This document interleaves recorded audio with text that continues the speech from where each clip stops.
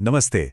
हमारे शरीर में खरबों कोशिकाएं हैं, लेकिन क्या आप जानते हैं कि ये सभी सिर्फ 4 तरह की टीमों में काम करती हैं?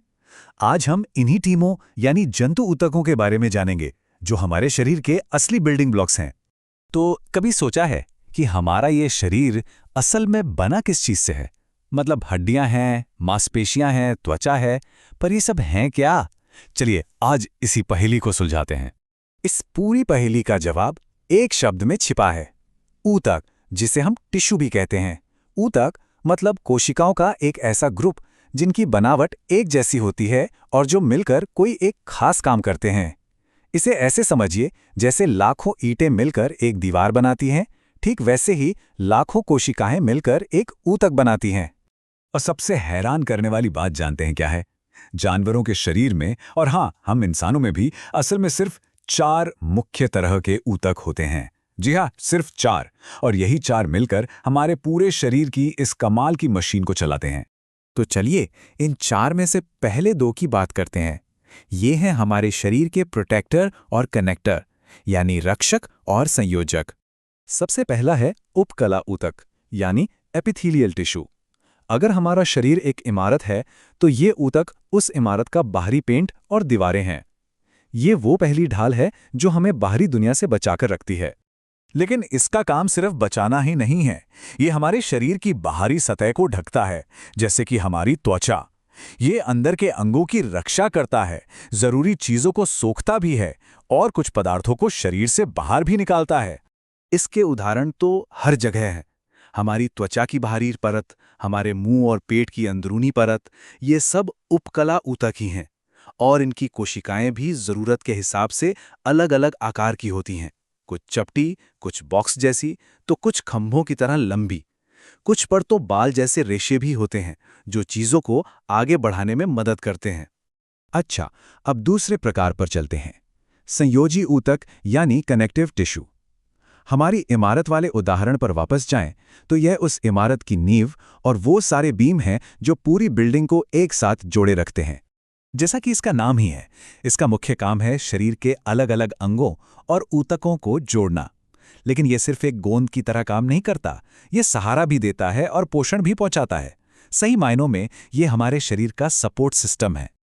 और ये ऊतक बहुत ही रज़नावालिया वाला है।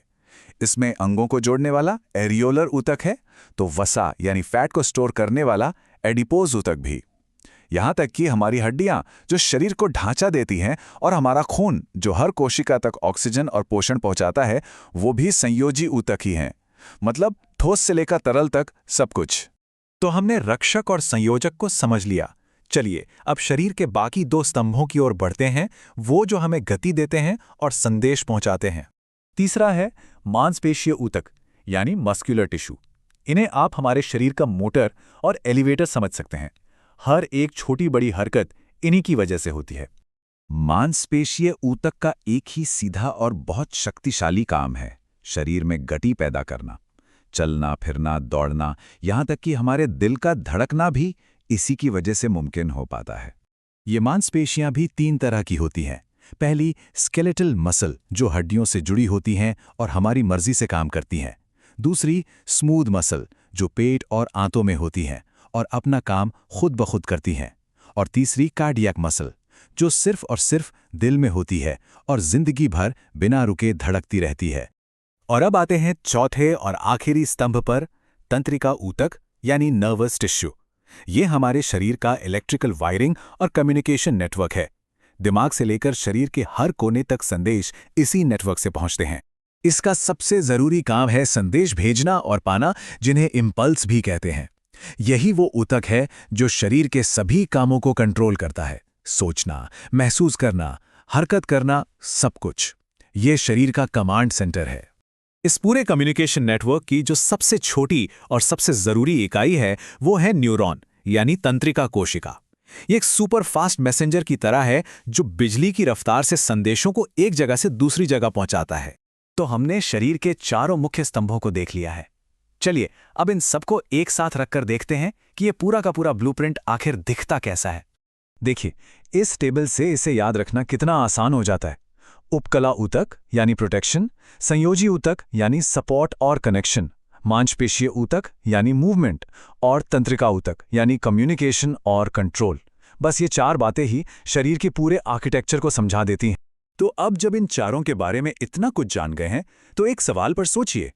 जब कोई सिर्फ हेलो कहने के लिए हाथ हिलाता है, तो ये चारों ऊतक एक साथ मिलकर इस एक साधारण से काम को कैसे मुमकिन बनाते हैं? इसका जवाब वाकई में बहुत दिलचस्प है। अगली बार तक सोचते रहिए।